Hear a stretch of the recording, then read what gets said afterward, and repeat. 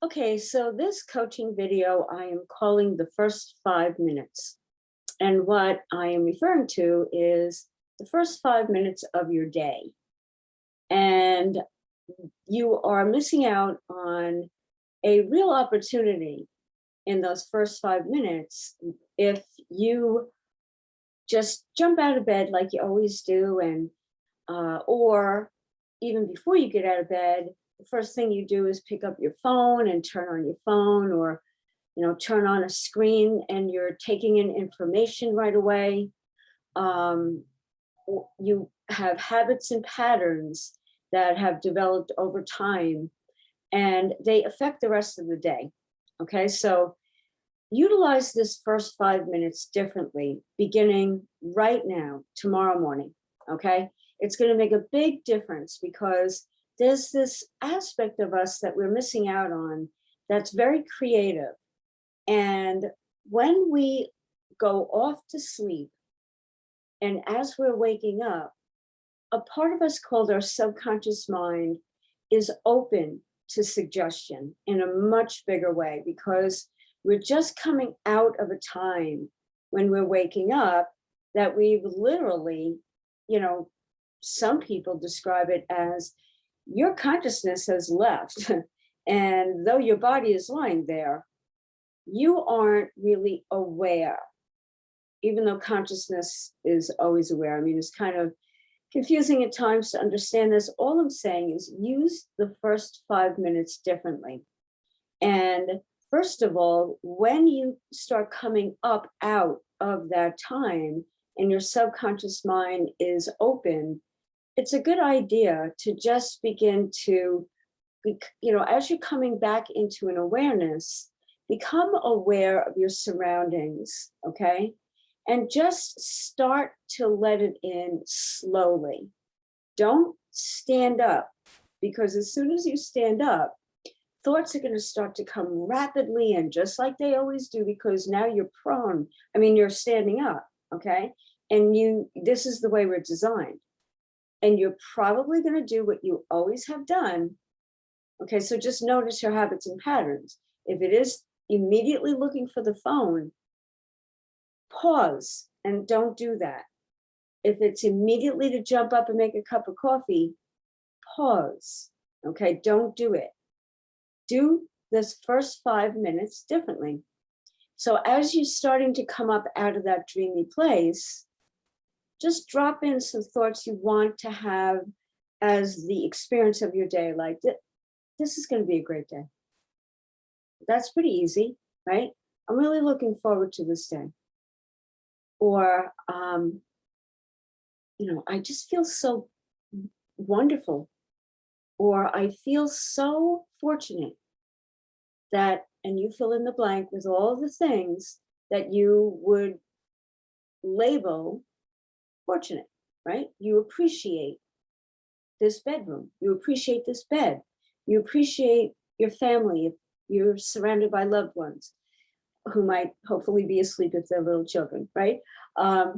Things like that. Get really involved with the first 5 minutes before you stand up. Another really good thing to do is tense and release all of your muscles. As you're lying down, tense and release all the muscle groups. It's a way of activating energy in a more relaxed state of being. You're not going to jump up and be jolted by the day. If at all possible, don't have an alarm clock. A lot of us use our phones now. I know I do. And I can choose what I want to wake up to. And it's pretty nice. It's a low, gentle sound. It's quite nice, right? It's not that jolting thing. Don't do that. That's not good for your nervous system. Kind of sets you up for what jolting thing is going to happen today. Sure, you can understand that. So tense and release your muscles. Start to activate good feeling thoughts, because believe me, you went to bed probably with some not so good feeling thoughts. You may have carried into the bed with you worry and fear, especially if you're looking at a screen before you go to bed. Don't do that anymore. You have to start changing these patterns and habits. because your life really does depend upon it. And the way that you feel for the rest of the day depends upon it. Even the outcome of this day depends upon it, because you're going to set the tone for the rest of the day. And it can last. What you're setting up in the very beginning, as this way of utilizing the first 5 minutes, can literally set what's going to happen out in front of you up in a way that you'll be amazed at how good the day can turn out. You can end up, having a much less rushed morning. You'll be more relaxed, even if you're sitting in traffic and going to work. You're going to enter that door feeling differently and interact with the people around you differently. You're going to have access to more relaxed, intelligent thinking, but you have to set it up in the first 5 minutes. This is very important. Another thing before you get out of bed is have a journal. This is talked about so much. The reason is because it focuses you in. And as you're writing, you're accessing different parts of your mind, and write out things that you appreciate. It's a really wonderful thing to do. Appreciation is a very good feeling to bring out into the day. Even things like, I really appreciate this bed, right?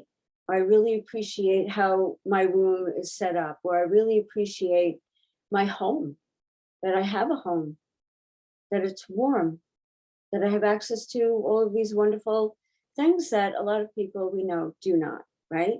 And you want to amplify it, put a magnifying glass over it, because there's a part of us that likes to dismiss all of that and bring you right back into the habits and patterns that you've always done, okay? So utilize this first 5 minutes. It's very, very important. Set it up according to you. How would you like the day to go? And a lot of it can work out for you, right? It doesn't mean 100%, but if you can have a pretty nice day and you get back into that bed, then I would say use those first 5 minutes in bed too, when you're going to go off to sleep, in the same kind of way, and turn it all off. Don't do what you've always done. Don't go rushing into the day. It sets you up for a tension and an anxiety that is an undercurrent that's going to direct the day. And I'm sure you don't want that. Okay. So that's what this is about. Your first 5 minutes. Use these coaching tips that I've offered to you. They work, and they will make a very big difference in how you live your life. Okay.